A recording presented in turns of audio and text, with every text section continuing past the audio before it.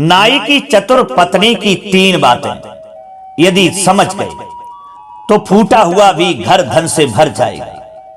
नमस्कार दोस्तों, स्वागत है आप सभी दर्शकों का दिल से हमारे YouTube चैनल में। मित्रों, आज की कहानी आपके लिए बहुत कुछ सिखाने वाली है। ये कहानी आपके लिए इतनी ज्ञानवर्धक होती है जो आपके लिए मैं बता नहीं सकता कि आपके लिए जीवन में ये क्या से क्या शिक्षा दे दे। ये कहानी एक नाई की चतुर पत्नी की है, जिसमें उसने 3 बातें ऐसी दर्शाई हैं जिन 3 बातों के लिए कोई भी पुरुष या स्त्री यदि अपने जीवन में याद कर लेते हैं, सही तरीका से समझ लेते हैं और अपनी जिंदगी में उतार लेते हैं, तो उनका खाली घर यानी फूटा हुआ भी घर धन से भर जाता है और एक दिन वही फूटा हुआ घर महल बनकर के खड़ा हो जाता है। दोस्तों, वह 3 बातें कौन सी हैं जो हर स्त्री पुरुष के लिए बहुत ही उपयोगी और महत्वपूर्ण होती हैं? आपसे यही आशा करूंगा कि नाई की चतुर पत्नी के ये 3 बातें आप जरूर सुनना और अपने जीवन में अवश्य उतारना। मैं वादा करता हूं कि आपके घर में ना तो धन की कमी रहेगी, ना आपके घर में घर की कमी रहेगी और आपका नरकमय जीवन, दुखमय जीवन एक स्वर्ग के समान हो जाएगा। वही नरकीय घर, वही नरकीय जीवन आपका स्वर्ग बन जाएगा और आप अपना जीवन हंसते खेलते गुजार पाएंगे। इसलिए दोस्तों, इस कहानी के लिए जरूर सुनना और वीडियो की समाप्ति होने तक आप हमारे साथ चैनल पर जुड़े रहना। तो चलिए दर्शक बंधुओं, शुरू करते हैं नाई की चतुर पत्नी की ये कहानी और जानते हैं वो अनमोल 3 बातें। प्रिय दर्शकों, बहुत पुराने समय की बात है। एक छोटा सा गांव था और उसी गांव में राम सिंह नाम का नाई रहता था। राम सिंह का गांव में काफी नाम था क्योंकि वह सभी के बाल बड़ी ही सफाई से काटता था। उसकी एक बाल काटने वाली दुकान थी और बालों की कटिंग का काम करता था, बड़ी सफाई से काम करता था। दोस्तों, उसकी दुकान गांव के बीचों बीच में थी, जहां गांव के लोग अपने दिन भर की थकान उतारने के लिए उसकी दुकान पर आते और गपशप भी करते थे। उधर राम सिंह की बीवी का नाम राधिका था, जो अपनी चतुराई के लिए पूरे गांव में जानी जाती थी। एक दिन की बात है मित्रों, राम सिंह के पास काम कम होने लगा। गांव के लोग जो थे दूसरे नाइयों के पास जाने लगे, जिससे उसकी आमदनी घटने लगी। राम सिंह चिंता में डूब गया कि अब घर कैसे चलेगा। उसने राधिका से अपनी चिंता साझा की और राधिका ने उसकी परेशानी को ध्यान से सुना और कुछ देर सोचने के बाद कहने लगी अपने पति से, राम सिंह से, कि तुम कल कुछ नया करने की सोचो। बाल काटने का तरीका थोड़ा बदल दो और अगर लोग कुछ खास मांगे तो उन्हें नए अंदाज में उनकी सेवा शुरू कर दो। मित्रों, राम सिंह थोड़ा हिचकिचाता है, फिर उसने सोचा कि राधिका की बातों में दम है। अगला दिन जब होता है तो पहला ग्राहक आया। राम सिंह ने सावित्री की सलाह मानी और नए अंदाज में बाल काटे। साथ ही उसने ग्राहकों से हंसी मजाक भी की। ये नई तरकीब लोगों को बहुत ही पसंद आई और धीरे धीरे उसकी दुकान पर फिर से भीड़ जुटने लगी। लेकिन कहानी यहीं पर खत्म नहीं हुई। उधर गांव का जमींदार जो था, राम सिंह के काम की तारीफ सुनकर के उसे अपने घर बुलाना चाहता था, पर जमींदार के साथ एक समस्या थी। उसकी दाढ़ी बहुत बड़ी और घनी थी, लंबी भी थी, जिसे कोई भी सही तरीके से नहीं काट पाता था। राम सिंह इस काम से डर रहा था क्योंकि जमींदार को खुश ना कर पाना उसके लिए बड़ी मुसीबत बन सकता था। मित्रों, राम सिंह फिर से सोच में डूब जाता है, लेकिन राधिका ने उसे दिलासा दिया, समझाया। उसने कहा, तुम सिर्फ काम करो, बाकी मैं संभाल लूंगी। जमींदार का काम इतना कठिन नहीं है कि जितना तुम सोच रहे हो। दोस्तों, फिर जमींदार का संदेश आता है और राम सिंह से कहा गया कि वह अगले दिन सुबह ही सुबह जमींदार के महल में हाजिर हो जाए। राम सिंह इस बार बहुत घबराया हुआ था, लेकिन राधिका ने उसे ढांढस बंधाया और कहा कि तुम सिर्फ वही करना जो मैं कहती हूं और किसी बात की चिंता मत करना। मित्रों, अगले दिन राम सिंह सावित्री की बातों को मन में लिए हुए जमींदार के महल में प्रवेश कर जाता है, पहुंच जाता है। जब वह वहां पहुंचा तो देखा कि जमींदार दरबार में बैठा हुआ है और उसकी दाढ़ी देख करके राम सिंह की सांस थम गई। इतनी घनी दाढ़ी थी कि राम सिंह को लग रहा था कि इसे काटते काटते उसकी उम्र गुजर जाएगी, परंतु राधिका ने उसे खास हिदायत दी थी तो उसने काम शुरू किया। राम सिंह ने जमींदार की दाढ़ी को सहज करके काटने की कोशिश की, लेकिन दाढ़ी इतनी उलझी हुई थी कि उसकी कोशिशों का कोई असर नहीं हुआ। जमींदार के उधर चेहरे पर चिड़चिड़ाहट साफ झलक रही थी, क्रोध झलक रहा था। वह बार बार राम सिंह को घूरता हुआ और पूछता, क्या तुम्हें यह काम आता भी है या नहीं आता है? राम सिंह को अब समझ में नहीं आ रहा था कि वह क्या करे, लेकिन तभी उसने राधिका की हिदायत याद की। उसने जमींदार से कहा, हुजूर, आपकी दाढ़ी तो बहुत ही शानदार और अनोखी है, इसे काटने से पहले मुझे थोड़ा समय दीजिए ताकि मैं कुछ खास तैयारी कर सकूं। इस दाढ़ी के लिए मुझे एक विशेष औजार की आवश्यकता है जो मेरे पास नहीं है, वह सिर्फ मेरी पत्नी के पास है। वह औजार लाने में थोड़ी देर लगेगी, लेकिन जब वह आ जाएगा ना तो आपकी दाढ़ी बिल्कुल नायाब तरीके से समझ जाएगी। दोस्तों, जमींदार को यह सुनकर के थोड़ा आश्चर्य हुआ, पर वह राम सिंह की बातों से खुश भी हुआ। उसने सोचा कि उसकी दाढ़ी वाकई कुछ खास है, इसीलिए तो यह कह रहा है और इसे काटने के लिए विशेष तैयारी की जरूरत है। उसने राम सिंह को अनुमति दे दी और कहा कि जाओ, वह औजार अपनी पत्नी से जो खास है उसको लेकर के आओ। दोस्तों, राम सिंह वापस घर जाता है और सारी बात राधिका को बता देता है। राधिका मुस्कुराई और बोली, अब सब ठीक हो जाएगा, तुम चिंता मत करो, कल सुबह मैं खुद तुम्हारे साथ चलूंगी। और दोस्तों, अगली सुबह राधिका राम सिंह के साथ जमींदार के महल में पहुंच जाती है। उसके पास एक छोटी सी थैली थी जिसमें उसने कुछ चीजें छुपा रखी थी। जमींदार ने जब राधिका को देखा तो आश्चर्यचकित हो गया। वह सोचने लगा कि एक साधारण नाई की पत्नी आखिर उसकी दाढ़ी को ठीक करने में कैसे मदद कर सकती है। राधिका ने जमींदार को आदर पूर्वक प्रणाम किया और कहा, महाराज, आपकी दाढ़ी तो सचमुच बहुत ही विशेष है, बहुत ही चमकीली है। इसे ठीक करने के लिए एक विशेष नुस्खा है जो मैंने अपने पुरखों से सीखा है। अगर आप मुझे अनुमति दें तो मैं इसे इस्तेमाल कर सकती हूं। प्रिय दोस्तों, जमींदार ने सहमति दे दी, लेकिन वह मन ही मन यह देखना चाहता था कि राधिका आखिर क्या करने वाली है। फिर राधिका ने अपनी थैली से एक छोटी सी कंघी और कुछ तेल निकाला और जमींदार की दाढ़ी में लगाना शुरू किया। उसने कहा, इस तेल से आपकी दाढ़ी की जो गांठें हैं खुद ब खुद खुल जाएंगी और दाढ़ी आपकी सुलझ जाएगी, फिर ये आराम से सेट हो जाएगी। मित्रों, दाढ़ी धीरे धीरे नरम होने लगी और उलझने सुलझने लगी। उधर राम सिंह भी हैरान था कि ये कितना आसान हो गया था। जमींदार भी खुश होकर के राधिका की तारीफ करने लगा। जमींदार की दाढ़ी को सुलझाने के बाद राधिका ने रामू को इशारा किया कि वह दाढ़ी काटने का काम शुरू कर दे।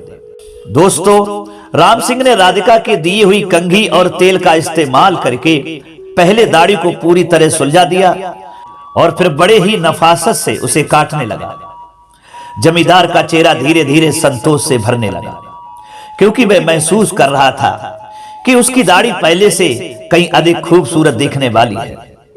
दोस्तों, राम सिंह ने सावधानी पूर्वक जमींदार की दाढ़ी को वैसा ही रूप दिया जैसा वह चाहता था, लेकिन असली खेल तो अब शुरू हुआ।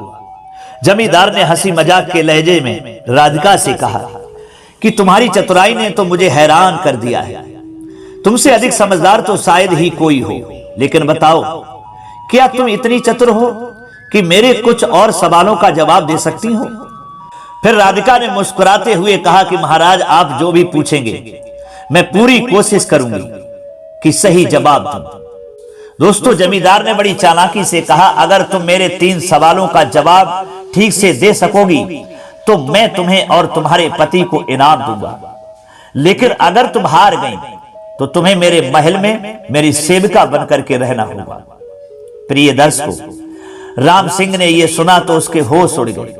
वह सोचने लगा कि राधिका ने अनजाने में बड़ी मुसीबत मोल ले ली है, पर राधिका शांत थी। उसने जमींदार की चुनौती स्वीकार कर ली। जमींदार ने अपने पहले सवाल के बारे में सोचा विचारा और फिर कहा कि हे राधिका, मेरा पहला सवाल है कि इस दुनिया में सबसे तेज दौड़ने वाली चीज क्या है? राधिका कुछ देर तक सोचती रही। उसके बाद में बोली, महाराज, सबसे तेज दौड़ने वाली चीज तो इंसान की सोच है, क्योंकि सोचने की गति इतनी तेज होती है कि वह एक पल में किसी भी जगह जा सकती है। कोई घोड़ा, कोई हवा, कोई जानवर सोच से भी तेज नहीं हो सकता। जिसे मन भी कहते हैं कि मन की गति और सोच की गति एक ही होती है।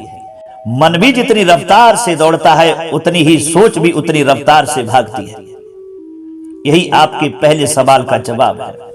प्रिय दर्शकों, जमींदार राधिका के जवाब से प्रभावित हुआ, लेकिन वह इसे जाहिर नहीं करना चाहता था। उसने फिर से सोचा और दूसरा सवाल पूछना आरंभ किया और कहा कि राधिका, मेरा दूसरा सवाल यह है कि इस दुनिया में सबसे भारी चीज क्या है? तब राधिका ने फिर से थोड़ी देर विचार किया और बोली, महाराज, सबसे भारी चीज जो है वो इंसान का वचन है।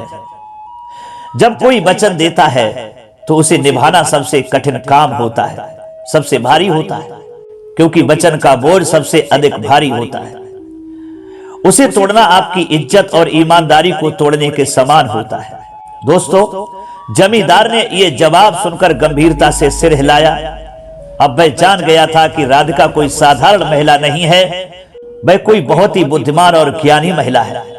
मित्रों, फिर तीसरा सवाल जो है जमींदार पूछना आरंभ करता है और कहता है कि हे राधिका, मेरा तीसरा सवाल अंतिम जो है इस प्रकार है कि इस दुनिया में ऐसा क्या है जो हर इंसान को चाहिए लेकिन कोई उसे कभी पा नहीं सकता? विचार करती है और फिर मुस्कुराते हुए कहती है कि महाराज, हर इंसान को संतोष चाहिए, लेकिन उसे कोई पूरी तरह कभी पा नहीं सकता। इंसान की इच्छाएं कभी खत्म नहीं होती।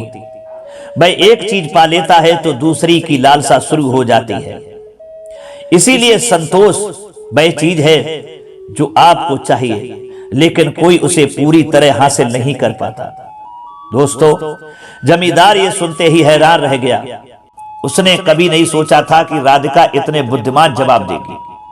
वह अपनी हार मानते हुए बोला, तुमने मेरे तीनों सवालों का सही सही जवाब दिया। अब मैं वादा करता हूं कि तुम्हें और तुम्हारे पति को एक बड़ा इनाम दूंगा। जमींदार ने अपनी हार स्वीकार कर ली और वह राम सिंह और राधिका को महल के भीतर अंदर लेकर के गया। महल की भव्यता को देख करके राम सिंह और राधिका दोनों ही हैरान थे, लेकिन राधिका के चेहरे पर एक संतोषजनक मुस्कान थी। जमींदार ने उन्हें दरबार में बैठने का आदेश दिया और कहा, तुम दोनों ने अपने हुनर और बुद्धिमानी से मुझे बेहद प्रभावित किया है। अब मैं वादा करता हूं कि मैं तुम्हें वह इनाम दूंगा जिसके तुम हकदार हो। जमींदार ने अपने सेवकों से कहा कि वे खजाने से सोने की एक थैली लेकर के आए। दोस्तों, कुछ ही देर में सेवक सोने की भरी हुई सिक्कों से एक थैली लेकर के आया और जमींदार ने उसे राधिका और राम सिंह को सौंपते हुए कहा, यह तुम्हारी मेहनत और चतुराई का इनाम है, लेकिन सिर्फ इतना ही नहीं, अब से तुम्हारे परिवार के पास इस गांव में जो भी जमीन तुम चाहो वह तुम्हारी होगी, ले सकते हो। दोस्तों, राम सिंह के तो पैर जमीन पर नहीं थे। इतना बड़ा इनाम मिलने की उसने कभी कल्पना भी नहीं की थी। वह अपनी पत्नी की ओर देखता हुआ बस मुस्कुरा रहा था। राधिका ने जमींदार के लिए धन्यवाद दिया, लेकिन उसकी चतुराई यहीं पर खत्म नहीं हुई। राधिका ने विनम्रता से कहा कि महाराज, आपका यह इनाम हमारे लिए बहुत बड़ी बात है, लेकिन मैं एक और विनती करना चाहती हूं। जमींदार ने पूछा, कहो क्या बात है। राधिका ने कहा, गांव में ऐसे कई लोग हैं जो गरीब हैं, जिनको 2 वक्त की रोटी सही से नसीब नहीं होती, उनका पेट सही से भरता नहीं है और उनकी जिंदगी मुश्किलों से भरी हुई है। अगर आप चाहें तो इस इनाम का कुछ हिस्सा उनके लिए भी रख सकते हैं, ताकि उनके जीवन में भी कुछ बदलाव आ सके। मित्रों, जमींदार राधिका की इस विनम्रता और दयालुता से और भी अधिक प्रभावित हुआ। उसने कहा, तुम्हारी सोच वाकई महान है और तुम्हारे जैसे लोग बहुत कम होते हैं। मैं वादा करता हूं कि मैं गांव के गरीबों की मदद करूंगा और तुम्हारे कहे अनुसार उन्हें भी कुछ जमीन में हिस्सा मिलेगा। यह सुनकर के राम सिंह और राधिका की खुशी दोगुनी हो गई। गांव में यह बात तेजी से फैल चुकी थी कि राम सिंह की पत्नी ने जमींदार को अपनी चतुराई और दयालुता से मोहित कर दिया है। दोस्तों, राधिका की तारीफ हर घर में हो रही थी। लोग उसकी सूझबूझ और बुद्धिमानी की कहानियां सुनाने लगे। राम सिंह और राधिका का जीवन अब पहले से काफी बेहतर हो गया था। राम सिंह की दुकान पर अब और भी अधिक लोग आने जाने लगे, क्योंकि वे न केवल उसकी कला बल्कि उसकी पत्नी की चतुराई के भी कायल हो गए थे। दोनों मिलकर गांव के लोगों की मदद भी करने लगे और धीरे धीरे उनका नाम पूरे इलाके में फैल गया।